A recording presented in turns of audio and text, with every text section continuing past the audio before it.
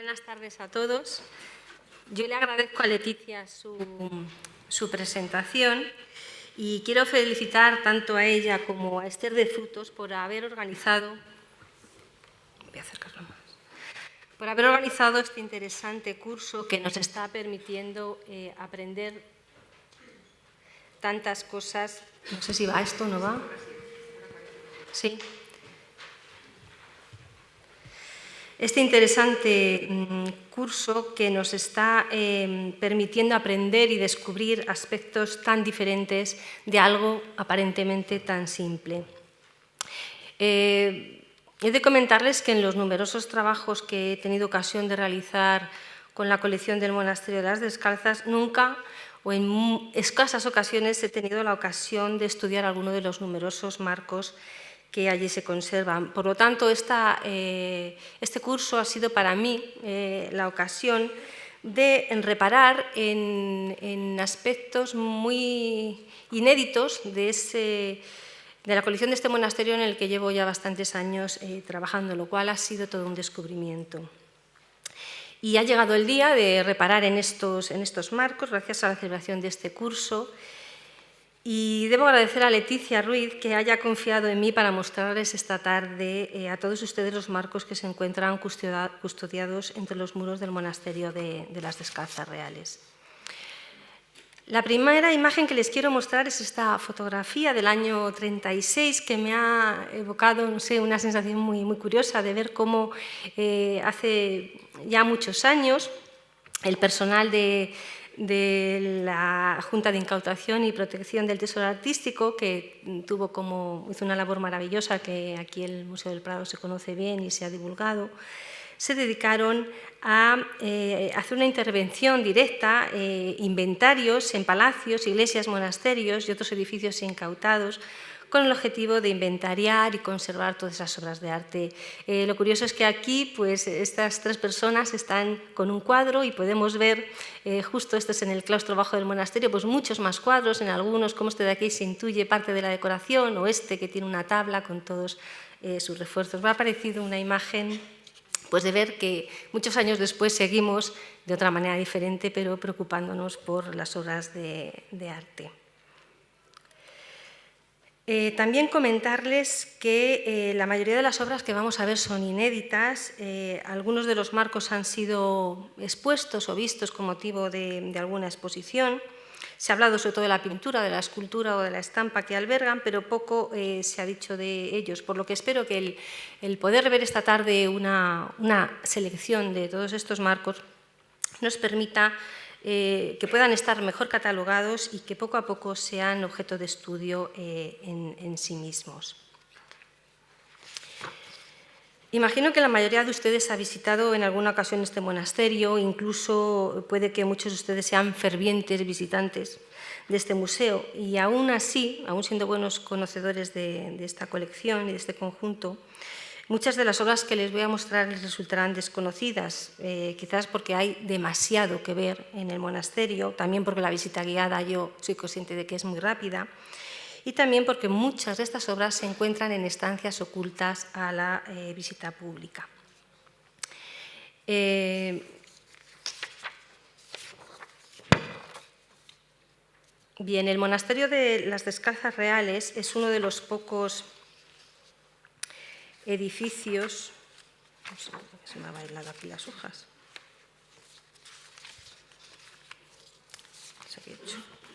Sí, el Monasterio de las Descalzas Reales es uno de los pocos edificios del siglo XVI que se conservan en Madrid. Este antiguo palacio renacentista fue modificado a mediados del siglo XVI para alojar una comunidad de clarisas franciscanas que llegó al monasterio en 1559. Se trata, como ya ha comentado Leticia, de una fundación real promovida por Juana de Austria, hija menor del emperador Carlos V, y una de las características de esta fundación era que las religiosas que profesaban en el monasterio debían pertenecer a la familia real o, en su caso, a familias de la más alta nobleza. Por ello, durante siglos, la comunidad de las Descalzas estará compuesta por mujeres del más alto linaje, como es el caso de Sor Ana Dorotea de Austria, que vemos en este retrato, hija del emperador Rodolfo II, cuyo retrato ya me sirve para entrar un poco en materia, ¿no?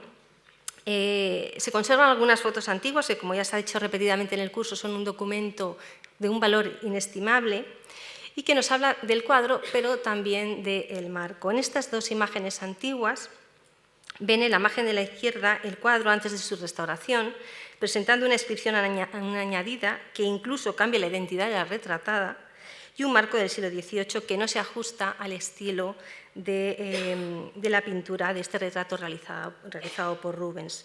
Tras la restauración se colocó un marco, no tengo claro si fue reutilizado o si fue hecho a propósito, pero en cualquier caso siguió el estilo de estos marcos oscuros de ébano propios de la época del siglo XVII en Flandes.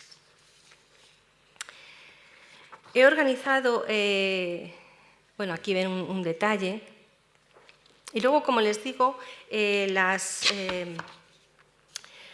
hecho de que la comunidad estuviera formada por mujeres de familias importantes supuso la llegada al monasterio de valiosas obras de arte, ya fuera formando parte de los bienes entregados por las propias religiosas o regalos de las familias, también regalos que hacían miembros de la nobleza, embajadores, incluso los propios monarcas. Otras fueron adquiridas o promovidas por la comunidad religiosa y en este caso favorecidas por las posibilidades económicas del entorno de la comunidad y por el gusto estético de los donantes o comitentes. Teniendo clara esta circunstancia, resulta más fácil entender cómo se fue conformando a lo largo de los siglos, especialmente del siglo XVI y XVII, una colección artística que, a pesar de los avatares históricos de la crisis, y las crisis que, bueno, siempre las ha habido, y del inevitable paso del tiempo, ha logrado llegar hasta nosotros. En las descalzas reales nos encontramos con los marcos integrados en una decoración, en unos espacios. He hecho un cálculo aproximado, así por encima, del número de marcos que puede haber, y si la colección de pinturas son más de 900 piezas, sumándolos las estampas que también tienen marcos, algunos relieves escultóricos que también tienen relicarios, nos encontramos entre 1000 y 1500 marcos, lo cual es una colección realmente extensa que me ha costado sintetizar y organizar.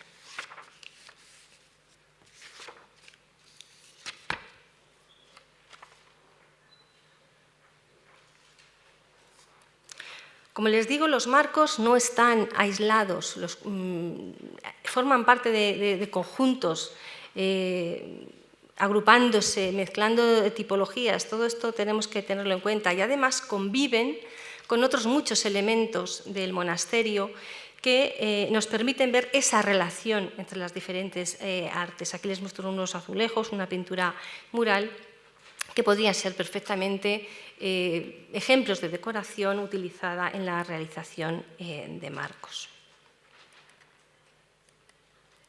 Por ejemplo, este marque de una hornacina para una escultura. Dicho esto, bueno, decirles que he organizado esta clase a modo de un recorrido por las diferentes tipologías más frecuentes y representativas. Y aunque he distribuido las piezas en grupos estancos, van a ver que es bastante difícil en muchos casos aislarlo porque unas tipologías se mezclan con otras. Dicho esto, nos adentramos en la primera de ellas, que es la que he agrupado bajo el epígrafe de marcos de estilo flamenco. A partir del siglo XV, la moda de lo flamenco se instaura en España, especialmente en Castilla, donde las pinturas sobre tabla, principalmente de madera de roble, realizadas en Flandes, van a tener una gran aceptación y van a ser muy demandadas. Está documentado que estas pinturas llegaron en grandes cantidades a la península y en su mayor parte eran de temática devocional religiosa, como estas que les muestro aquí de diferentes museos.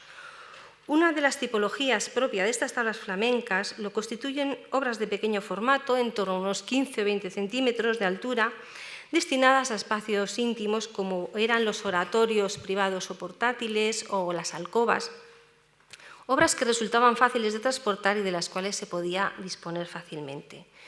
Como primer ejemplo de esta tipología les muestro esta pequeña tabla que mide 18 por 13 centímetros. En este caso se trata de una imagen del Ecce Homo, cercana a los trabajos de artistas especializados en este tipo de obras como pueden ser Albert y Dietrich Bouts o Adrián Yssenbrand, todos ellos activos a finales del siglo XV y principios del siglo XVI. En este caso responde a un formato de gran demanda, como eran estos pequeños cuadros rematados en medio punto. Y en lo que se refiere al marco, estas obras presentan la técnica denominada talla sobre macizo, que consistía en tallar el marco en el mismo bloque de madera del que se extraía la tabla, siendo el marco y la pintura una misma pieza. Esta en concreto nos muestra una de las funciones del marco, que ya se ha mencionado en varias ocasiones a lo largo del curso, como es ser un soporte documental. Es la frecuencia con la que el marco se convierte en el lugar donde se adhieren etiquetas, se anotan inscripciones o cualquier clase de marca que nos aporta una información acerca de esa obra. En este caso, si damos la vuelta a la tabla, nos encontramos, a pesar de ser una obra de reducidas dimensiones, con dos inscripciones realizadas por manos diferentes y seguramente en momentos también diferentes. La que nos interesa es la que aparece en la parte superior, en la que se menciona que esta pintura, dice, esta Verónica hay descomunión para quien la sacare de casa porque es de la emperatriz. Cuando habla de la emperatriz se refiere a la emperatriz María de Austria, quien residió en el cuarto real contiguo al monasterio entre 1582 y 1603 y que entregó numerosos bienes de su colección al monasterio. Este tipo de pinturas, normalmente, en este caso la de Descalzas, al no tener marcas, yo creo que era una obra aislada, pero fue muy frecuente que formaran parte de dípticos, de, como digo, pequeñas obras de carácter devocional que permitían tener un oratorio, una zona de oración en cualquier sitio. Este es un ejemplo que está en el Museo Nacional de Tokio. Este es otro ejemplo realizado con la misma técnica de talla sobre macizo. En este caso es en un formato rectangular, presenta también una imagen de Cristo como varón de dolores. Aquí en el detalle pueden ver esa continuidad en lo que es la madera. Y este tipo de obras presenta un sistema de suspensión característico que consistía en perforar la tabla en diagonal con dos orificios en los que se colocaba una cinta o cordel. Este tipo de marco, ya de forma más ocasional, pervivió en siglos posteriores. Así lo comprobamos en estos pequeños tondos, forman parte de una serie de 6 que están también en el monasterio, que son ya del siglo XVII y que presentan el mismo tipo de enmarcación. Esto es una plancha, una tabla de madera en la que el borde está tallado. Dentro de los marcos de estilo flamenco hay inevitablemente que hablar de los trípticos que tan de moda estuvieron en el siglo XV, moda que pervivió durante gran parte del siglo XVI. Aquí les muestro varios ejemplos procedentes de distintas colecciones en las que se ven ya sus características. Una de ellas es la de presentar perfiles lobulados en la parte superior de la tabla central y en los dos batientes laterales. Estos perfiles siguen un patrón muy similar que se repite de forma constante con escasas variaciones. Otra de sus características es el empleo de molduras muy sencillas y una policromía que combina los tonos oscuros, como el verde, el azul e incluso el negro, con partes policromadas en dorado. En el Monasterio de las Descalzas hay varios ejemplos que se ajustan a esta tipología. El primero de ellos es un tríptico de las primeras décadas del siglo XVI, en cuya tabla central se representa a la Virgen con el niño que juega con un papagayo. Esta pintura es obra de Adrián Yssenbrand y procede de la colección de Juana de Austria, y está documentado que fue su deseo entregarla al monasterio con la intención de que fuera colocada en su capilla funeraria, extremo del que realmente no tengo noticia de que fuera respetado y llevado a cabo. En este primer ejemplo nos encontramos una tabla central en la que aparece la escena pintada, mientras en los batientes se encuentran inscripciones. Podemos decir que se trata del marco original de esta obra. Es el mismo, por ejemplo, que vemos en esta foto antigua, y el hecho de que este cuadro fuera restaurado en su día y del que se conservan, esto es realmente, yo les digo que es la primera vez que veo las tablas por detrás, porque tal como está dispuesto el cuadro en el monasterio, que está anclado a la pared, es imposible, a menos de que se intervenga en él, el poder cerrar las puertas y ver la escena de la Anunciación que tiene en las tablas.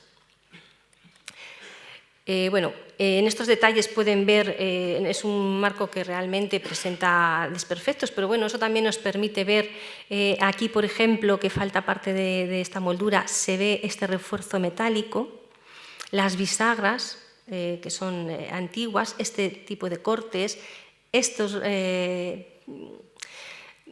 tacos de madera que sirven para conectar unas partes con otras del marco. Y bueno, es realmente interesante. Una obra de características similares en la que solamente se conserva la parte central de un antiguo tríptico es esta tabla de la Virgen de las Uvas que, como ven, tiene el mismo tipo de perfil lobulado y el mismo tipo de policromía. Las fotos antiguas igualmente nos demuestran que ese marco ha estado ahí. Otro ejemplo es este tríptico en el que se presenta la adoración de los magos, tema muy habitual en esta época. En este tríptico vemos el mismo tipo de moldura y de perfil.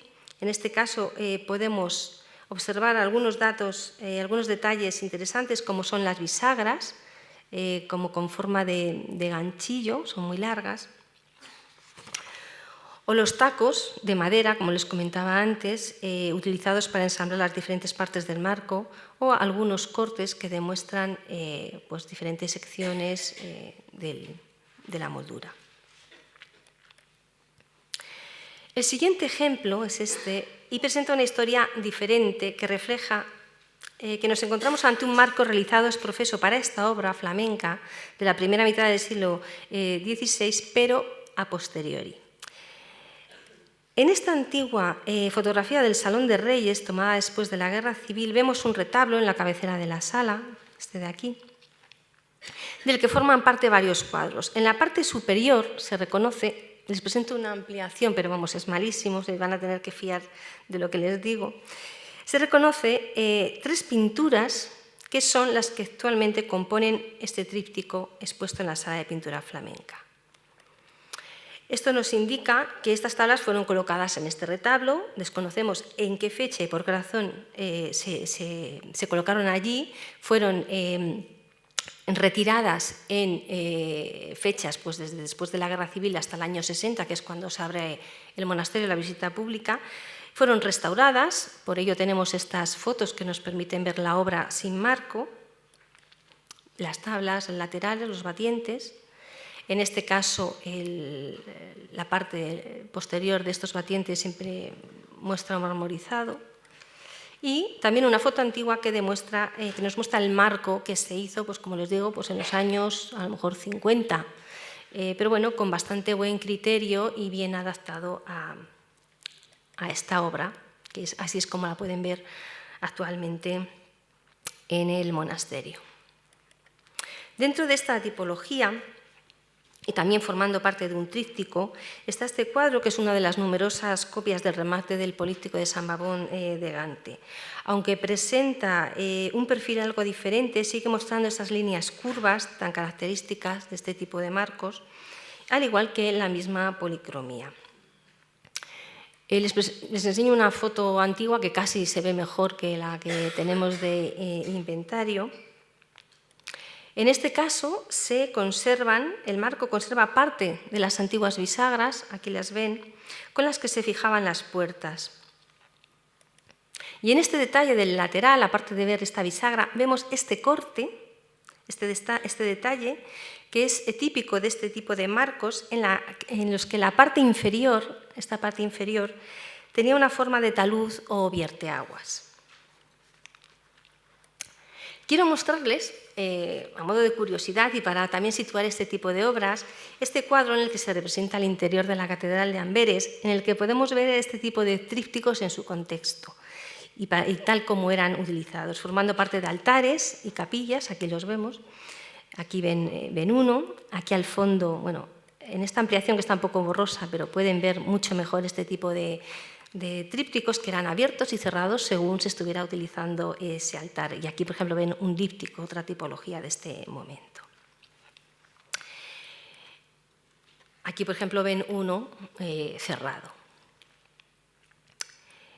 El siguiente apartado es el de los marcos de estructura arquitectónica.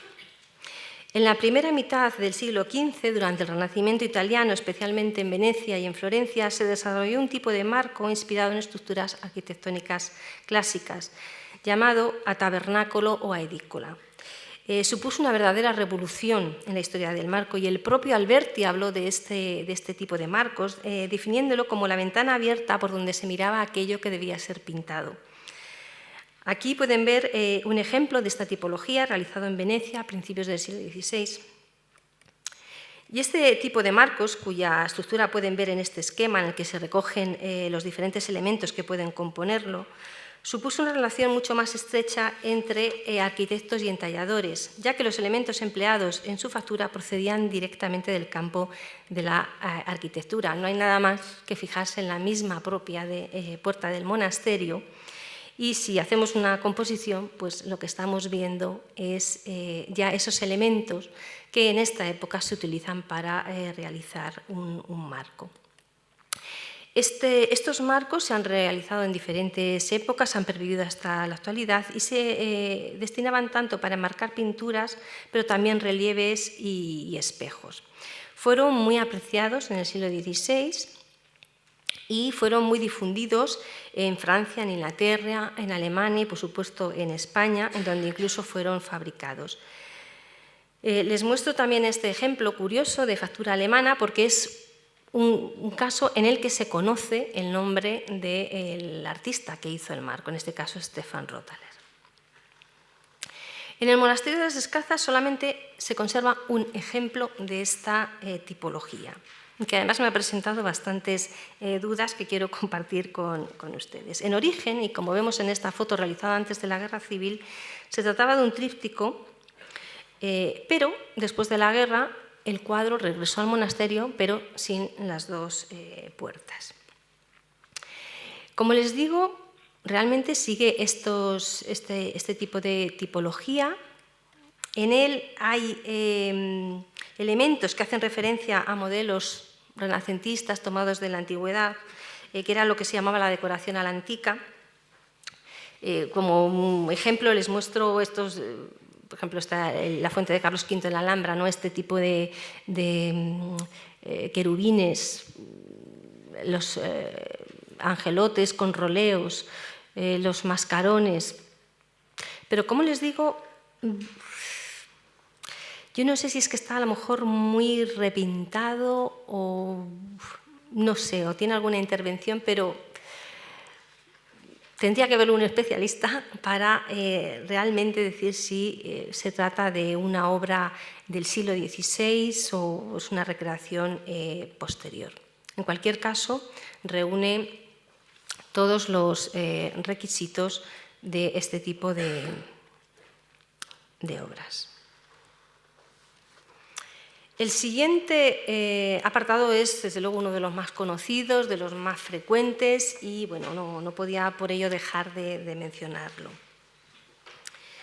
Son los llamados marcos a caseta, vocablo que en italiano significa caja y que se refiere a la forma tan sencilla de este tipo de marcos. La sección de estos marcos presenta dos perfiles, uno externo que es el canto y uno interno que es el filo, y una zona central plana denominada entrecalle. Es sin duda una de las tipologías de mayor éxito y así lo demuestra el que se haya continuado utilizando hasta la actualidad. Quizás porque reúne varias características como es el ser elegante, sencillo, de líneas puras y adaptable a varios géneros pictóricos. Y su simplicidad hace que pueda ser utilizado, es algo muy curioso, tanto en horizontal como en vertical. Es decir, era un marco fácil de reutilizar.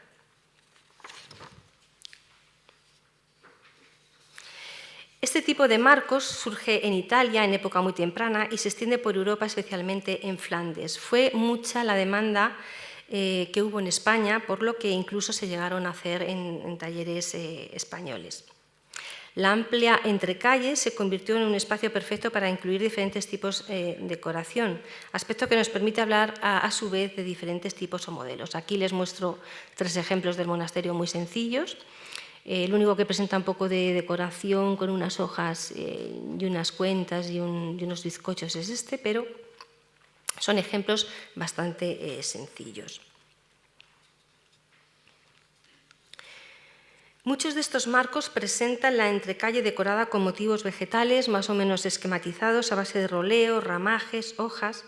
Y en estos casos puede ser el fondo dorado con motivos en colores oscuros, como pueden ser el verde o incluso el negro, como vemos en este ejemplo, un fondo dorado con los motivos en pintura oscura, o bien el fondo oscuro con motivos en dorado, como ven en estos casos.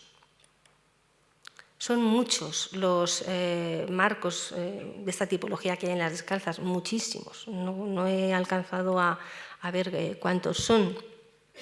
En estos casos ven que llevan toda la entrecalle decorado con motivos vegetales muy estilizados, pero en otras ocasiones aquí ven que solamente aparece la decoración en las esquinas y en la zona central de los laterales.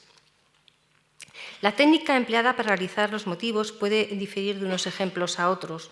Una de ellas es el esgrafiado, que consiste en hacer incisiones sobre la capa de color superior para que quede a la vista la inferior, que es de un tono diferente. Y la otra técnica consiste en pintar los motivos decorativos, que es lo que se denomina punta de pincel, normalmente con pigmento dorado, sobre la superficie ya dada de color, utilizando plantillas o a mano alzada. Aquí ven algunos de estos detalles. Aquí, por ejemplo, la foto que ven abajo es de un marco, sin embargo, la que ven en la parte superior es el dintel de la entrada a una capilla. Aquí ven esa relación entre elementos decorativos del monasterio con los marcos. La técnica es idéntica. Luego, bueno, en ocasiones, de esto ya se ha hablado, es quizás la tipología más conocida, la entrecalle aparece decorada con una inscripción en la que aparece una leyenda relacionada con la escena que contiene el marco. Este es el martirio de Santa Úrsula, es uno de los muchos ejemplos que hay en el monasterio con este tipo de inscripciones. Además, son muy comunes en muchas colecciones. En ocasiones, este tipo de marcos puede presentar una decoración a base de gallones en el canto, como en este ejemplo de finales del siglo XVI, que en el filo muestra una cenefa de perlas y bizcochos, este motivo que ven aquí. Más elaborado, ya del siglo, bueno, estos son dos detalles. Aunque me ha salido la foto borrosa, simplemente es para que vean de lo que ya se ha hablado, ¿no? Ese tipo de herrajes que tienen muchas pinturas, que eran para colocar la cortina con la que a veces se cubrían las pinturas. Como les digo, un modelo más elaborado es este cuadro grande en el que se representa al cardenal infante don Fernando. Es una copia del original de Rubens que se conserva aquí en el Prado. Es un cuadro de gran formato y por lo tanto tiene un gran marco. En este detalle ven cómo el canto está también decorado con estos gallones y la entrecalle con estos motivos dorados sobre un fondo oscuro. Este, por ejemplo, es un modelo más sencillo, también con unos gallones que ya se van pareciendo casi más a un motivo vegetal y estas dos líneas de cuentas y bizcochos y esta sarta de perlas en el filo. Dentro de este grupo se encuentran también marcos realizados en maderas nobles, como el nogal o el ébano, que carecen de policromía. Hay ejemplos de una gran sencillez que presentan, por ejemplo, como este, un doble nivel de la entrecalle o discretos adornos aplicados, mientras que otros ofrecen un trabajo mucho más elaborado. Es el caso del marco que acompaña al cuadro de San José con el Niño, obra de Matías de Torres, fechada en 1696. El filo y el canto son de ébano, mientras la entrecalle presenta un trabajo de marquetería a base de líneas sinuosas utilizando una madera de color más claro. Bueno, en este caso, dos maderas de colores más claros que el canto y el filo. No sé si en las fotos lo van a ver bien porque me ha costado muchísimo conseguir que se viera, pero yo creo que sí en esto está embutido. Es un trabajo muy fino, muy elegante y de un tipo que es más novedoso, digamos, este tipo de decoración. Aquí, por ejemplo, pueden ver, tienen incluso unos botoncitos aquí Es una labor muy, muy curiosa. La pena es que está en un sitio que no hay luz y yo creo que la gente pasa y no se da cuenta ni de que está el marco ni de que está el cuadro. Otro marco muy interesante es este que ven aquí, rodea una tabla flamenca del siglo XVI, y sabemos que pintura y marco estuvieron vinculados en fechas anteriores, como vemos ya en esta fotografía, que aunque es bastante mala, pero nos permite ver que ya iban parejos el cuadro y el marco.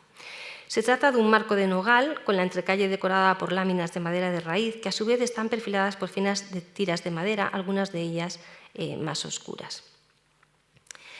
Mientras que en el canto presenta una decoración, esta que ven aquí, dentada adherida. En España no fueron frecuentes este tipo de marcos, yo por lo menos no los he visto, por lo que nos encontramos ante una obra seguramente realizada en el extranjero, pero que me resulta de difícil catalogación. Este, por ejemplo, es otro modelo, también con la entrecalle lisa en este caso, con el canto con una decoración doble y esta sarta de perlas y bizcochos en el interior. Los marcos a caseta fueron tremendamente versátiles y fueron muy apropiados para decoraciones más complejas que incluían materiales más ricos, como es el caso de las piedras duras. Este marco es ejemplo de ello. Se trata de un marco de ébano de reducidas dimensiones, mide apenas unos 30 centímetros de alto, que sigue el esquema caseta y presenta la entrecalle decorada por un trabajo de conmeso o taracea de piedras duras. Este tipo de labores está bastante bien estudiado. El uso de las piedras duras fue común en Italia desde la antigüedad. En el siglo XVI se produjeron en Roma y Florencia obras de gran calidad que fueron enviadas a España, algunas de ellas se conservan en este museo. Y posteriormente fue en Nápoles, también se hicieron en Florencia, posteriormente en Nápoles, y fue tal el éxito que tuvo este tipo de trabajos que el rey Carlos III llegó a fundar una real fábrica de mosaicos y piedras duras para emular estos trabajos italianos. A modo de ejemplo y para que vean que este tipo de... les muestro algunos detalles de cómo el artista utilizaba este tipo de piedras y los diferentes colores. Y como les digo, a modo de ejemplo les muestro este detalle de un pequeño retablo que también se conserva en el monasterio, en el que pueden observar este tipo de trabajos. Y como ven, los autores de este tipo de obras aprovechaban las diversas tonalidades de las piedras y el efecto natural para crear vistosas composiciones. Dentro de este apartado les muestro, más que nada por compartirlo con ustedes, este ejemplo que me resulta también muy curioso. De nuevo sigue el esquema caseta, en este caso con molduras rizadas, de las que hablaremos más tarde, y una entrecalle, aquí se ven las molduras, lleva un adorno, una cenefa de bronce esmaltado. Este sería el filo, que lleva embutido un metal, o quizás pudiera, yo creo que es más bien metal, podría ser también hueso. Y la entrecalle, que es lo que a mí me llama la atención, está decorada con unas planchas metálicas con decoración de carácter vegetal, esmaltado, mientras en las esquinas y en la mitad de los lados se encuentran una especie de medallones que marcan unas planchas de acero con aves y ramajes muy delicados, igualmente con labor de esmalte parcialmente perdida. Mientras que el marco de madera me parece un trabajo claramente europeo, este tipo de decoración y los motivos empleados me recuerda a obras orientales, más bien a obras orientales, en concreto a obras procedentes de la India. Y desde luego es uno de los muchos ejemplos del monasterio que debe ser estudiado más a fondo y para poderlo catalogar bien. Estos últimos ejemplos que les he puesto me sirven para enlazar con otra de las tipologías que podría haber metido dentro de los de caseta, pero creo que tienen entidad por sí mismo, que son los marcos enconchados. La técnica del enconchado consiste en embutir trozos de concha, mostrando tonos anacarados, en pinturas realizadas habitualmente al óleo sobre una tabla cubierta por un lienzo.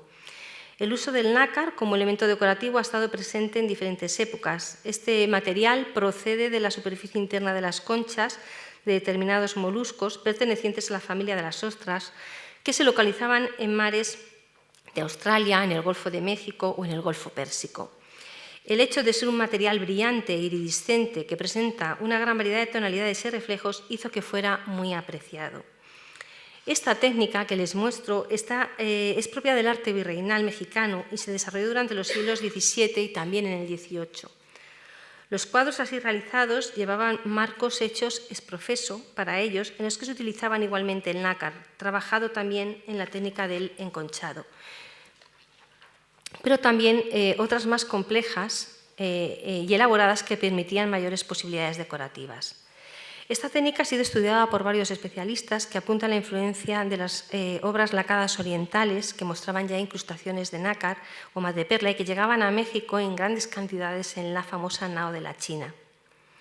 Hay un interesante artículo de Sonia Ocaña que está centrado en los marcos de estas características y ha demostrado, realizando numerosos análisis, que los marcos de estas obras estaban realizados por los mismos artistas que hacían las pinturas. Como les digo, llegaron en grandes cantidades a España y en los inventarios se los menciona como tableros de concha y se indica que tienen sus marcos de lo mismo. Luego esto ya nos está diciendo que venían como un conjunto. Debido al peso del nácar, el soporte utilizado tanto para la pintura como para el marco es una tabla que en ocasiones se recubría con un lienzo. Y la superficie recibía una preparación en la que se hace una sinopia o boceto para definir las áreas en donde se van a embutir los trozos de concha. La mayoría de los marcos enconchados que se conservan, como por ejemplo la excelente colección del Museo de América, presentan unas características comunes como es el uso de trozos de concha embutidos combinados con decoración pictórica, como este que ven aquí. Sin embargo, en los dos ejemplos de las descalzas vemos que tienen una decoración distinta y desde luego mucho más rica, realizada toda ella con trozos de concha que han sido tallados en forma de hojas, flores, frutos y aves. Era habitual, según se ve en los inventarios, es una pareja que aparecen representados San José con la Inmaculada, y es curioso porque era común que aparecieran estos dos temas haciendo pareja y esto se ve en varios inventarios. Se trata sin duda de obras de primera calidad, muy del gusto de los grupos de poder del momento, que demandaban este tipo de objetos de procedencia exótica. De hecho, por los inventarios reales tenemos noticias de la presencia de pinturas enconchadas en las colecciones de los monarcas. Es el caso de Carlos II, en cuyo inventario, realizado a su muerte en 1700, se mencionan 24 tablas de la conquista de México, que son los que actualmente se pueden contemplar en el Museo de América. Igualmente, el valor dado a estos trabajos hizo que fuera un excelente regalo y sabemos que la reina Mariana de Neuburgo regaló varios enconchados al monasterio capuchino de Clausen en Austria. De igual forma, como un regalo pudieron llegar al monasterio de las Descalzas Reales. Si se fijan en toda esta labor, es muy distinta a lo que se está haciendo en otro tipo de enconchados. Aquí ven este detalle, esto es curiosísimo porque realmente es que hay que acercarse mucho para ver esto, ¿no? Este tipo de filigranas, un pájaro picando una hoja. Os digo, bueno, esto es otro ejemplo del Museo de América. No, este no es del Museo de América, me parece. Pero en cualquier caso presenta un marco en el que tiene nácar embutido, pero también temas. Estos son el tipo de marcos que se van haciendo, que como ven nada tienen que ver con este tipo del ejemplo que se ven en las descalzas. Otro de los materiales exóticos que se emplearon en la fabricación de marcos fue el carey. Antes de abordar este apartado, creo que puede resultar ilustrativo hacer un breve comentario acerca de este material. Les presento a la tortuga carey, originaria del Golfo de México, que es la que da nombre a este material y por extensión a la concha procedente del caparazón de tortugas de otras especies que fueron utilizadas en la ornamentación de mobiliario. El carey es el nombre popular de esta especie de tortuga, cuyo nombre científico es la Eretmochelys imbricata, que es originaria de los mares del Caribe. Estas tortugas, cuando alcanzan la edad adulta, tienen un caparazón que mide de 70 a 90 centímetros, compuesto por 13 escamas, bien dibujadas aquí y aquí las pueden comprobar. Esas escamas son muy finas y traslúcidas, y son lo que se considera propiamente el carey. El resto de escamas que rodean el caparazón, estas que hay aquí abajo, que son 24, son más gruesas y se conoce, es un material ya diferente. Esto para los expertos, pues supongo que saben diferenciar muy bien todo este tipo de piezas, pero para los que no lo somos, pues realmente lo llamamos a todo igual. Y este material de estas escamas es lo que se conoce como concha de tortuga. Ambos materiales se utilizaron para la fabricación de marcos, así como la concha procedente del caparazón de otras especies. El uso del carey se documenta ya en la antigüedad. Se sabe que en Roma fue utilizado para chapear la superficie de los muebles o para embutirlo y crear motivos decorativos. Está documentado que en Pompeya y Herculano existía mobiliario decorado con láminas de concha de tortuga y que junto con el oro era de los materiales más apreciados.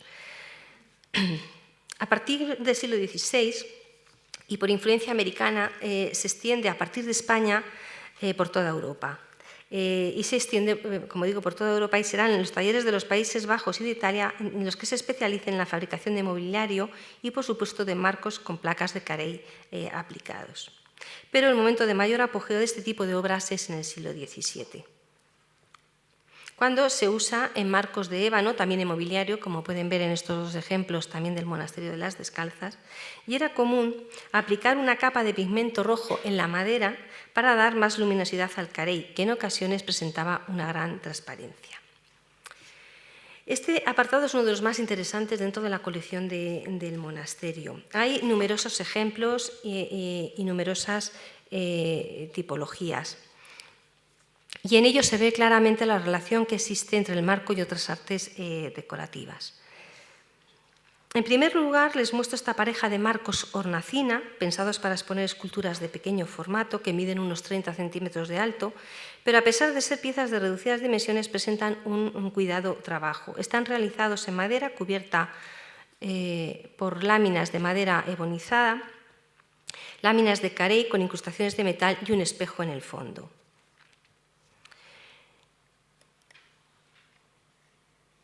Como ven en estos detalles, a pesar de ser obras muy pequeñas, están realizadas con muchísimo cuidado. El carey se empleó también en marcos de pequeño formato, que siguen la tipología ya vista de marcos a caseta, destinando las planchas de carey para la calle central, dejando a la vista el canto y el filo de madera. Era habitual que se completara la decoración con adornos de bronce de mayor o menor calidad, entre los que proliferaban los motivos simétricos a bases de roleos, así como querubines o rosetas. Bueno, en el caso anterior, si en este...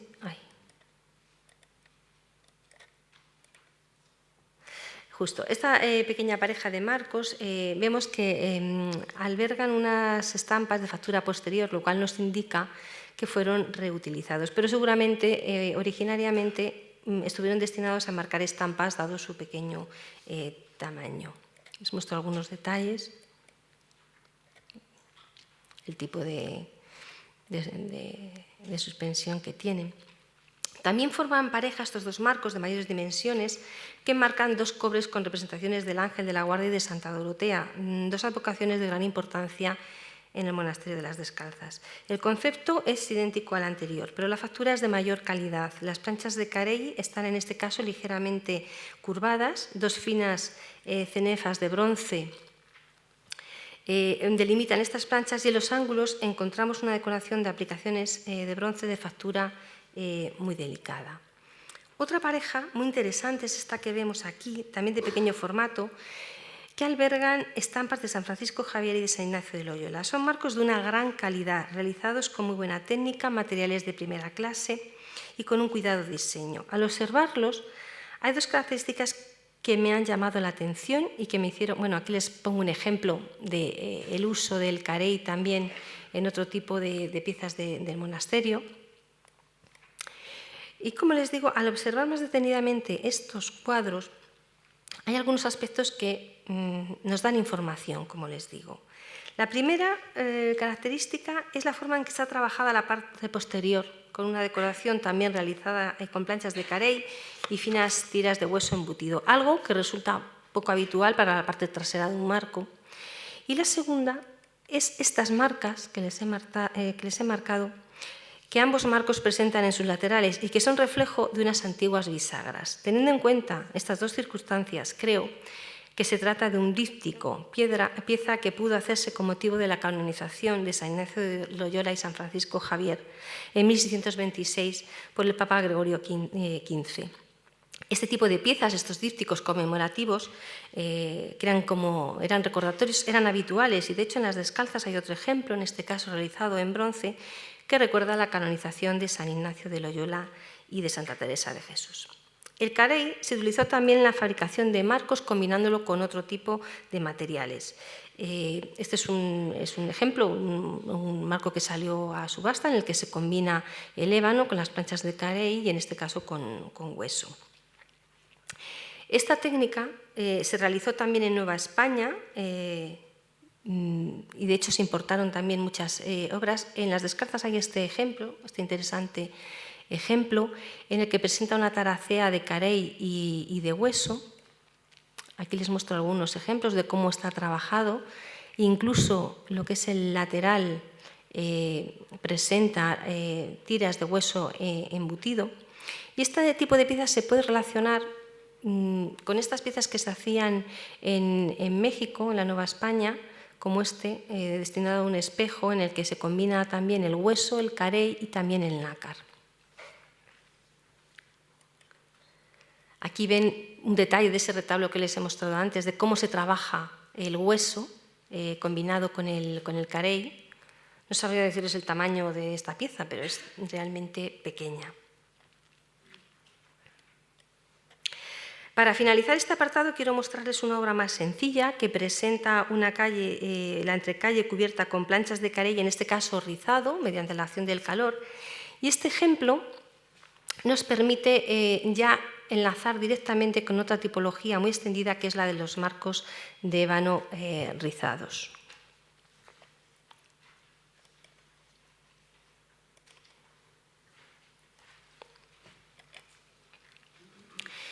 Estos marcos se caracterizan por presentar molduras rizadas y secciones onduladas y se conocen con el nombre de flamenleisten, y son originarios del norte de Europa, especialmente de Holanda, Bélgica y Alemania, donde hubo numerosos talleres dedicados a su fabricación, pero también se realizaron en España y en Italia.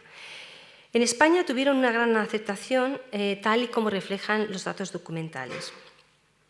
Esta tipología es una de las más extendidas en el monasterio, donde se conservan ejemplos de muy diferentes calidades, pero podemos decir que es el modelo estrella a la hora de enmarcar pinturas y estampas conventuales. En algunos de los ejemplos vistos anteriormente ya han podido ver estas molduras de maderas enrizadas. Las de mayor calidad se realizaban en ébano macizo o en madera chapeada con láminas de ébano, mientras que los modelos más económicos eran maderas como las de peral, que posteriormente se bonizaba, es decir, se teñía de oscuro para imitar la apariencia del ébano. Este tipo de marco, oscuro y sobrio, era considerado como un símbolo de elegancia y de poder propio de las colecciones reales. Bueno, como cosa curiosa, les muestro esta escena en la que se muestra la galería de un coleccionista. Y como ven, prácticamente todos los marcos son marcos oscuros. Tenía otra imagen. Bueno, esto era simplemente para hacerles un guiño de ver qué es lo que ocurre en el siglo XIX, ¿no? En otra galería de otro coleccionista vienés, en que todos los cuadros tienen un marco dorado. Bueno, esto es un detalle porque afortunadamente esta colección se conserva en cómo, a pesar de ser cuadros flamencos en su mayoría, presentan ya un tipo de marco, digamos, anacrónico. Pero bueno, también en el siglo XVII no todo fue marco de ébano oscuro, sino que también esta es la galería del archiduque Leopoldo Wilhelm del siglo XVII, en el que todos los marcos aparecen enmarcados con una moldura dorada. Bueno, son más ejemplos. Esto es un inciso que quería para que vieran un poco cómo estos cuadros que vemos ahora, estos marcos que vemos aislados, cómo se componían en este tipo de gabinetes. Para realizar los efectos rizados de la madera se empleaban instrumentos manuales que consistían en una rueda dentada con cuchillas que se desplazaba sobre la moldura e iba tallando los rizos. Podían ser más o menos elaborados, con un mayor o menor número de molduras y con diferentes tipos de rizado. En esta imagen les muestro una de estas antiguas cuchillas. La cuchilla es esto que ven aquí, y esta es el perfil de la cuchilla, que era lo que cambiaba, que eso es lo que iba trabajando sobre la moldura, como si fuese un cepillo de carpintero, y con diferentes pasadas se conseguía este tipo de adornos. Estas cuchillas se insertaban en esta máquina con ruedas dentadas, en la que se disponía la moldura, que se desplazaba mediante esta manivela, y se iba realizando la talla rizada. Existen estampas en las que se recoge este tipo de máquinas. Aquí la cuchilla sería esto. Estos son los diferentes tipos de cuchillas. Aquí son 2 cuchillas. Es realmente complicado. Yo no tenía idea de cómo se hacía esto. Y casualmente encontré un vídeo en YouTube que se lo mandé a Leticia y que si a alguno le interesa se le puede dar el enlace, porque es de un restaurador de un museo holandés en el que se reproduce esta máquina y él demuestra cómo se coge la moldura, se mete, se pasa la manivela y cómo sale este tipo de... Yo lo entendí viéndolo, porque de otra manera la verdad es que no tenía ni idea. Gracias a la documentación sabemos que en el Monasterio de las Descalzas se conservan una gran cantidad de marcos de ébano. Seguramente muchos de ellos serían rizados, teniendo en cuenta la cantidad de los conservados actualmente. Al igual que en otras tipologías, este tipo de marcos se utilizó para enmarcar conjuntos pensados para ser expuestos todos juntos. Esto lo vemos en varios cuadros del monasterio. Estos 2 marcos son de una serie de 3 que enmarcan unos grandes cobres de escuela que son copias de obras de Rubens. Y el tipo de rizado, como ven, puede ser muy diferente. Hay muchos ejemplos. Uf, eso está fatal. Bueno, en el detalle lo ven un poco mejor. Estos, por ejemplo, son muy interesantes, son de pequeño formato, enmarcan unas pinturas al óleo sobre espejo. Y los marcos presentan efectos rizados y finas tiras embutidas de hueso. Patrón similar que sigue esta obra. Como ven, incluso la parte lateral muestra este rizado. Hay, como les digo, modelos más sencillos.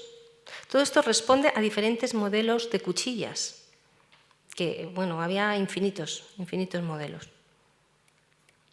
Este ejemplo, que alberga una pintura sobre cobre flamenca que representa a San Miguel Arcángel, en este caso se combina, aparte de ser un tipo de rizado que va formando ondas, se combina, como ven en este detalle, la madera de ébano con el palo santo. Y es muy curioso porque, aquí lo ven con más detalle, ese tipo de ondas, porque incluso está la parte lateral, que apenas se ve, también tiene este tipo de trabajo. Y aquí en esta parte que falta ven que está chapeado en ébano. Y como les digo, es un modelo que se hace en grandes cantidades. Estos que les muestro, hay muchísimos, son de pequeño tamaño, están destinados para enmarcar series de estampas. Se ve, por supuesto, que son de una calidad mucho inferior, son de una madera seguramente pues de peral o de algún árbol frutal ebonizada y bueno, con un rizado menos preciso. Antes de entrar en otras tipologías algo diferentes, quiero hacer mención ya de pasada a otra técnica decorativa que en ocasiones convive con algunas de las tipologías ya vistas, y es el marmorizado. Es decir, la técnica pictórica que intenta imitar la apariencia del mármol. Fue utilizada ya en el siglo XVI, pero tuvo su mayor desarrollo en el siglo XVII y pervivió también durante el siglo XVIII. Y se aplicó a marcos de factura muy sencilla con la función principalmente de unificar series. Podríamos en este caso hablar de marcos de colección, de lo que se ha mencionado aquí en varias ocasiones. Y así nos encontramos, por ejemplo, con esta serie de ermitaños que hay en el claustro bajo de las Descalzas Reales, que presentan este tipo de marco muy sencillo, con un marmorizado en tonos ocres. También se aplica a obras que a lo mejor, molduras que están un poco talladas, también en este caso en tonos azules. Aquí se combina con filetes, con molduras de otros tonos, pero también es un marmorizado en tonos azules, al igual que este. Como ven, molduras muy sencillas. También ocurre con la serie de los arcángeles de Bartolomé Román, que está en la entrada del monasterio, que en este caso todos presentan un marco muy sencillo, marmorizado, pero en dos tonos. Unos arcángeles los llevan en un tono amarillo, ocre, como este que ven aquí, y otros es un tono más azul. Esa también es una serie de retratos de monjas ilustres que hay en el monasterio, también con este tipo de decoración. Y en ocasiones el marmorizado aparece en marcos en los que también se incluye una decoración vegetal tallada, que es esta que vemos aquí. Y que me da pie a hablarles de la siguiente tipología, que es la de los marcos tallados con decoración vegetal. Ya en el siglo XVI se encuentran ejemplos de marcos con labores de talla, principalmente motivos de carácter vegetal, y este tipo de trabajos confería una gran riqueza y volumen que aumentaba al incluir policromía y dorado. En el siglo XVI se encuentran ejemplos como este que vemos en la imagen, con una talla de gran calidad, dorada y con un fondo que imita el lapislázuli, lo cual le confiere una gran riqueza. En ella vemos el uso de elementos clásicos como son los roleos, los mascarones también. Y este tipo de marcos puede presentar modelos mucho más complicados, en los que se combinan diferentes elementos decorativos, como este de la imagen, en el que suceden diferentes cenefas de hojas, cintas, entorchados, guirnaldas, querubines, como ven en este detalle. Pero son modelos que conviven con molduras mucho más sencillas, en las que se utilizan únicamente hojas carnosas, como es este ejemplo del siglo XVII. Son muchos los modelos de esta tipología que se realizan a lo largo del siglo XVII principalmente y mantienen elementos decorativos como son las hojas vegetales, los entorchados, como vemos en este ejemplo.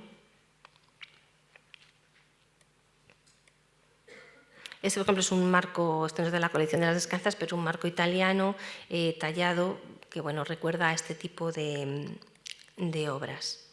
O, por ejemplo, este otro con toda la moldura tallada y dorada. Dentro de esta tipología se encuentra un modelo de marco propio del siglo XVII en el que la decoración de motivos vegetales, hojas o roleos se distribuye en los ángulos del marco y en la parte central de los lados. Este tipo de marcos presenta la entrecalle pintada de un color oscuro y los motivos tallados policromados en dorado. Al igual que otras tipologías, hay ejemplos de calidades muy diversas. Este que enmarca el retrato de la infanta Margarita es una obra de gran calidad que ha sido restaurada recientemente, en la que pueden ver la calidad de algunos de esta ornamentación. Mientras que otras obras del monasterio presentan facturas mucho más sencillas, pero de acuerdo al mismo esquema. En el siglo XVII y a partir de estas labores de talla, la decoración sobrepasa los límites habituales del marco, dando lugar a composiciones como esta que ven en la imagen. En este ejemplo vemos el volumen de la talla que responde a una composición que guarda simetría, aspecto que posteriormente evolucionaría y sería modificado. En estos detalles ven esa calidad de la talla, la rotundidad de esas hojas, que ya se convierten en algo como ajeno, casi ajeno, adherido al marco. Es otro concepto diferente de marco. Y aunque supone sobrepasar la época que me han encomendado, yo les quiero mostrar una serie de cuadros que son interesantes, de factura posterior, y que explican cómo evolucionó esta tipología de marcos tallados y dorados. El primer grupo, digamos, lo constituyen los marcos de estilo rococó. El primero de ellos es una obra de gran calidad y una gran relevancia en el monasterio, ya que se encuentra en el zaguán de entrada, y es este marco, que se puede fechar hacia 1750 y que aloja la imagen de la Virgen de la Consolación. Se concibe como un gran dosel con su cielo tallado, dorado, gradas con guirnaldas, espejos con palmatorias, todo ello rodeado por grandes elementos decorativos, sinuosos, igualmente dorados, que nos demuestran la estrecha relación de este tipo de obras con trabajos de ebanistería, con el mobiliario que se está haciendo en este momento. Otro ejemplo de marco rococó es este de dimensiones muy reducidas, pero que presenta un buen trabajo de talla y que responde a un modelo en el que ya se incluye esa simetría típica del arte rococó. Y un objeto realmente singular es este marco que protege una pintura realizada en el interior de la concha de un gran molusco, en el que vemos nuevamente esas características propias de esta tendencia decorativa, como son la asimetría y ese tipo de formas tan recargadas. Nada tiene que ver esto con los marcos que hemos visto tan sobrios y tan contenidos. Este se podría fechar ya en la segunda mitad del siglo XVIII. Ven aquí un detalle de esta talla, es de una gran calidad. Y ya también por mostrarles que digamos que hay otro tipo de modelos en el monasterio, les muestro este pequeño marco ovalado con adorno de talla de estilo isabelino ya del siglo XIX. Y bien, al final de este apartado les quiero mostrar algún que otro marco que realmente no sabía muy bien dónde meter porque son tipologías que no son tan comunes, pero que completan, digamos, lo visto hasta ahora en lo que son los marcos de madera dorados. Este ejemplo es de finales del siglo XVII y presenta una decoración realizada mediante un punzón que recuerda a los modelos realizados en los marcos con decoración de estarcido. Ven aquí algunos detalles. Y por último, este ejemplo que corresponde ya al siglo XVIII, se trata de un marco dorado con decoración cincelada de cintas, palmas y pequeñas flores sobre un fondo reticulado que curiosamente es el que lucía el retrato de Sor Ana Dorotea en la foto que les mostré al principio. Pasamos ahora a los... para terminar la clase, no sé si llamarlo curiosidades o marcos ya un poco diferentes a lo que hemos visto hasta ahora. El primer grupo es el de los marcos de metal, que hay un interesante grupo de ellos en el monasterio. Esta espléndida pareja de relieves de bronce se encuentran en el coro del monasterio y están atribuidos a Melchiorre Caffa, artista de origen maltés que se formó y trabajó en Roma en el tercer tercio del siglo XVII. Representan dos escenas en las que la protagonista es Santa Rosa de Lima, y en estas obras el marco está totalmente integrado en la obra y es de suponer que su diseño y factura fueron realizadas por el propio artista. En ello se combina la madera con las molduras de bronce, además de adornos también de bronce que decoran el centro de cada uno de los lados del marco. Y en las esquinas aparecen motivos florales y vegetales esmaltados. En esta siguiente obra vemos cómo el marco alcanza su mayor protagonismo, siendo más importante, por decirlo de alguna manera, que la pintura que alberga, en este caso, una escena de la adoración de los pastores realizada sobre nácar. Se trata de un doble marco octogonal con molduras rizadas de ébano con hilo de plata embutido. En la calle exterior, aquí tenía un detalle. Sí, aquí hay un detalle.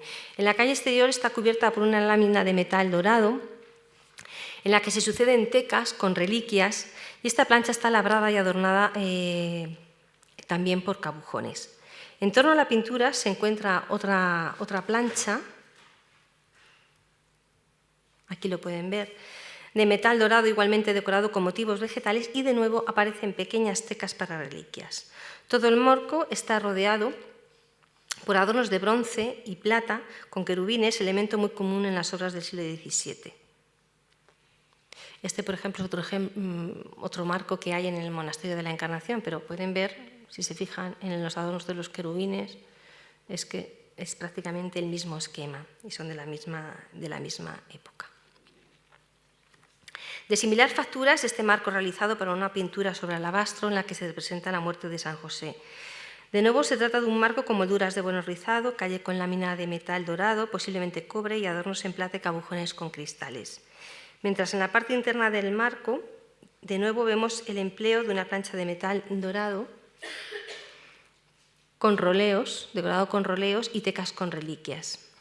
Y en el exterior, nuevamente decorado con adornos de bronce y plata. Si contemplamos la parte posterior de este tipo de marcos, podemos ver el sistema utilizado para fijar los adornos en el borde. El siguiente ejemplo, que puede fecharse a mediados del siglo XVII, responde a un modelo diferente en el que la obra se configura parte de una plancha de bronce sobre la cual se dispone la decoración a base de roleos, tornapuntas realizados en plata, recortada y aplicados, combinado con cabujones con cristales coloreados. El estilo de estas aplicaciones es típico de los plateros romanos, pero también de flamencos de la primera mitad del siglo XVII.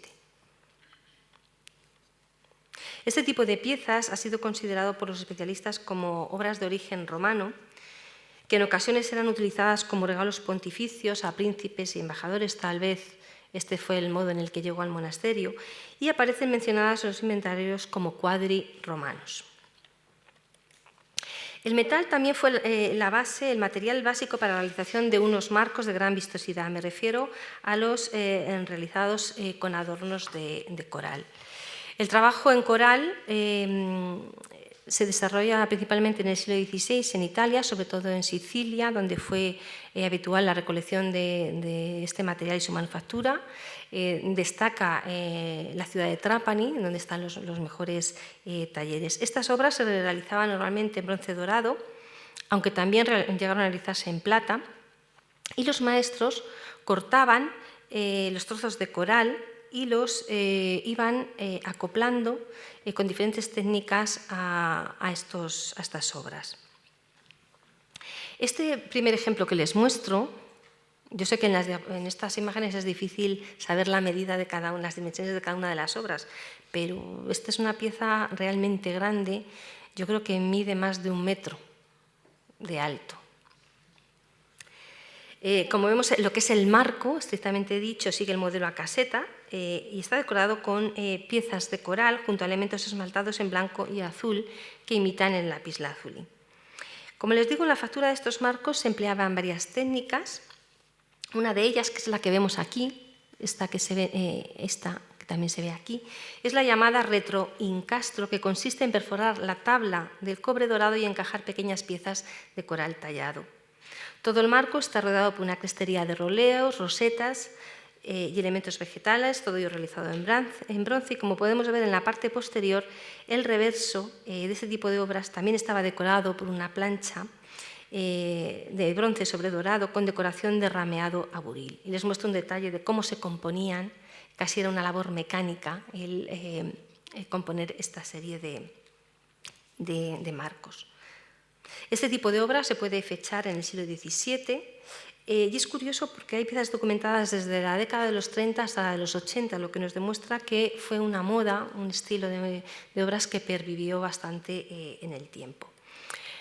Y como pueden ver aquí, este tipo de cuadros habitualmente formaba parte de conjuntos dedicados a la decoración de altares, en las que no solamente el cuadro principal de ese altar era de coral, sino que también el cáliz, el crucifijo de altar o incluso la lámpara estaban realizados con esta técnica.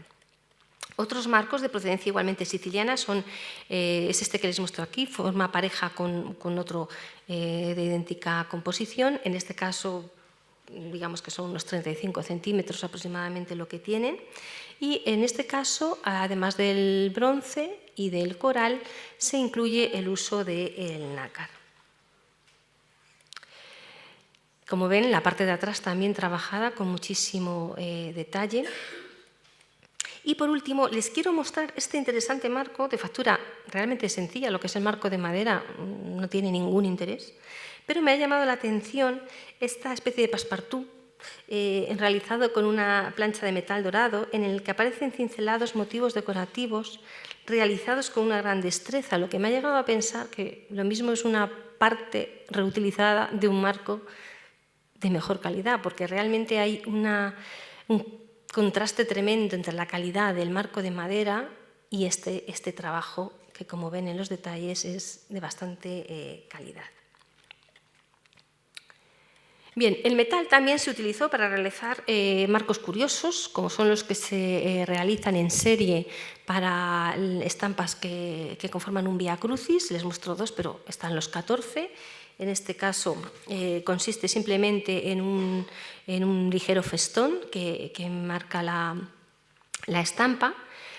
También se hicieron este tipo de piezas. Esta tipología está bastante repetida. Son piezas de pequeño formato, una de ellas es una pintura sobre ágata, la otra creo que es no sé si es un cobre. Y luego también pues, modelos como este, mucho más sencillos, en los que sobre una plancha de bronce se decoran unos cabujones y poco más tiene de decoración. Dentro de este, bueno, y por último, estos marcos ya también mucho posteriores, en los que se utiliza el metal para decorar las esquinas con estas rosetas ya tipo imperio. Dentro de lo que son los marcos peculiares se encuentran los marcos realizados con cristales o con espejos. La obra que más llama la atención en el monasterio es este marco que rodea una magnífica obra de la Virgen con el Niño realizada por Bernardino Luini a principios del siglo XVI. Se encuentra presidiendo la capilla del refugio, que es un escaparate hornacina situado en el claustro alto del monasterio.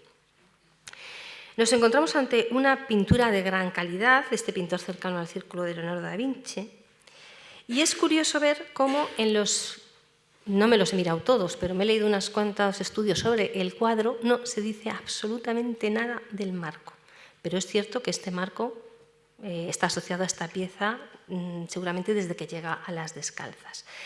Sabemos, porque existe un documento, que este cuadro estuvo durante muchos años en el oratorio utilizado por los sumos pontífices y que fue el Papa Clemente X quien en el siglo XVII, a principios del XVII, lo envía al emperador. El emperador se lo regala, según los documentos, a la reina Nuestra Señora, que a su vez se lo regala a su hermana Dorotea, monja de las Descalzas. Y así es como llega al monasterio. De hecho, se conoce como la Virgen del Refugio, pero ese, según cuenta el documento, es una advocación que se inventó la comunidad y dicen que fue como por votación. Se hizo una votación de a ver qué advocación le ponemos a esta Virgen y salió Virgen Nuestra Señora del Refugio. Lo que está claro es que este marco, se trata de un marco adaptado a esta obra y buscando una continuidad temática. Esto lo vemos porque aparecen pintados en los espejos del marco algunos símbolos de la letanía mariana, así como una inscripción en la parte de abajo. A mí me da que pensar que pudiera tratarse de un marco de un espejo reutilizado. Les muestro aquí algunos ejemplos de espejos flamencos que tienen este tipo de estructura. Pero bueno, es un tema que habría que investigarlo. Desde luego la estructura, por ejemplo, en este es muy similar, la misma división de los lados. Y una cosa también que me ha hecho pensar es que en la parte inferior del marco hay un listón y dos piezas que son estos dos horquillas, por decirlo de alguna manera, que en un principio pensé que a lo mejor es para coger el marco y colocarlo en un altar, pero bueno, no tendría mucho sentido, además no son muy fuertes, no son piezas muy fuertes, y tampoco tendría mucho sentido que este cuadro lo quitaran, lo pusieran, lo quitaran, lo pusieran. Eso me ha llegado a pensar que pudiera ser un marco, como les digo, reutilizado, que está colocado boca abajo, y que esa pieza extraña que aparece ahí fuera lo que originariamente sirviera para sujetar ese tipo de adornos en bronce que eran habituales en la parte superior de los espejos, pero como les digo es una hipótesis y simplemente la lanzo, ¿no? Otro marco decorado con espejos es esta obra del siglo XVI que fue hecha al mismo tiempo que la obra que contiene, que en este caso es un crucifijo de talla rodeado con tecas, con numerosas reliquias y con adornos, aquí lo ven también hechos con cristales, que es un ejemplo del siglo XVI. También en este material, bueno, aquí ven algunos detalles, y también con este material se realizaron obras como esta, realmente muy delicadas, ya las podríamos fichar a principios del siglo XVIII. Son marcos de muy pequeño tamaño. Todos los elementos que vemos están realizados en cristal. Hay cordones, hay estos botones o rosetas. Lo que ven plisado es también cristal. Los adornos de las esquinas están hechos con la técnica del glomisé. Y bueno, aunque ya es una pieza del siglo XVIII, sí que vemos que sigue un modelo de decoración que ya se encontraba también en el siglo XVII. Luego les quiero mostrar por último estos ejemplos. Es una pareja de marcos realizados en cristal que albergan dos Agnus Dei de cera. Según nuestros inventarios aparecen como del siglo XIX, pero realmente me resulta muy difícil fecharlos. Yo se los muestro. En los detalles pueden ver, esto es un cordón de cristal, esto también son trozos de espejo, esto también es cristal. Y esta, lo que sería la entrecalle, por llamarlo de alguna manera, está decorado con la técnica de glomisé. ¿Ven? Aquí la delicadeza de estos. He visto alguna cosa parecida, pero mucho más popular, que realmente no sé muy bien dónde se podrían. Y por último, una tipología de la que realmente no se habla mucho, pero que existió y que en la colección de las descalzas tiene una presencia realmente notable, porque está vinculada a la colección de estampas que Leticia Ruiz conoce muy bien, y son los marcos realizados en cuero, estos que ven aquí, que eran realizados por los encuadernadores, realmente. Las técnicas que se utilizaban para su decoración eran con los mismos hierros con que se utilizados para la encuadernación. Aquí les mostraba varios ejemplos. Estos, por ejemplo, son una serie de escenas de la Pasión de Cristo de Durero, una tipología similar. Esto es un apostolado. Esto es un Vía Crucis. Yo le estoy poniendo dos, pero hay muchísimos, todos formando una serie. Con lo que es la piel, el cuero en diferentes tonos. Y, por ejemplo, aquí, en este ejemplo, pueden ver este tipo de hierro con la forma de flor de lis que se utilizaba igualmente en ejemplos de encuadernación. Esto es con ruedas, este tipo de cenefas hechas mediante con ruedas metálicas también. Bueno, podría... Les muestro unos pocos, pero es que hay muchísimos. Y, por ejemplo, en este pueden ver el uso. Esto está sacado de un repertorio de modelos utilizados por encuadernadores. Prácticamente este modelo es este de aquí. Es decir, cómo se surtían de este tipo de modelos para realizarlos. Luego, también muy de pasada, porque esto ya sería otro tema para incluso hacer un estudio muy a fondo, es el marco considerado como escenario. Y es en esos casos en el que el marco no se limita a enmarcar una pintura, sino que va más allá. Y aunque ya se trata de un elemento tridimensional, se hace muchísimo más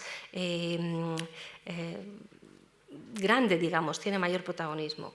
Este es un alto relieve de terracota de San Jerónimo en el que ven el marco, la profundidad que tiene. Es muy curioso porque incluso un elemento de esa escena, como es la trompeta, la llamada divina, aparece enganchada en lo que es el marco. Bueno, aquí ven varias, sería un marco rizado, pero de una factura mucho más compleja. Y es curioso porque, bueno, le quité lo que es la parte frontal, que es un cristal, para poder hacer la foto y tiene aquí un sistema mediante un vástago de hierro para poder fijarlo. Otro ejemplo muy curioso es este, que a mí me ha recordado a trabajos alemanes en madera de su color, que en este caso alberga una escena de la Virgen con el Niño y San Juanito realizada en cera, y bueno, les muestro el cuidado. Esta es una pieza muy pequeña, no creo que alcance ni los 30 centímetros. Y luego también muchos marcos que siguen el mismo modelo de los marcos pictóricos, pero lo que hacen es ganar en profundidad para poder alojar sobre todo pues, estos repertorios de reliquias o relieves como este de cera. Luego, bueno, les quiero mostrar las sorpresas que dan los marcos a veces, ¿no? Este, a simple vista, pues es un marco muy sencillo, de madera ebonizada, en el que lo que marca es una inscripción que realmente, bueno, pues lo que en mí viene a saber, te pido que consideres y entenderás lo que eres mirando lo que has de ser, la hermosura y el poder, el donar y el despego, con otras gracias que dejo sus esperanzas burlaron, porque todas se quedaron en la luna de este espejo. Bueno, curioso, ¿no? Pero este marco tiene aquí una piececita que nos permite retirar esa zona central del marco y dejar al descubierto a lo que alude esa inscripción que tiene en la... Digamos que esto sería un marco sorpresa, por llamarlo de alguna manera. Y bueno, es muy curioso ver cómo está, es decir, la factura es muy curiosa, ver cómo ha sido trabajado el marco con esta rendija para permitir que salga esta tabla. Y bueno, y por último les voy a mostrar algunas curiosidades, como son estos marcos con ranura, que se llaman, que lo que tienen es una ranura en la parte de atrás que permite, digamos que sería el antecedente en los marcos de fotos actuales. Es decir, lo que permitían era cambiar lo enmarcado, era una forma de rentabilizar el marco. Y entonces, bueno, pues este es el tipo de trabajos que presentan en su zona posterior.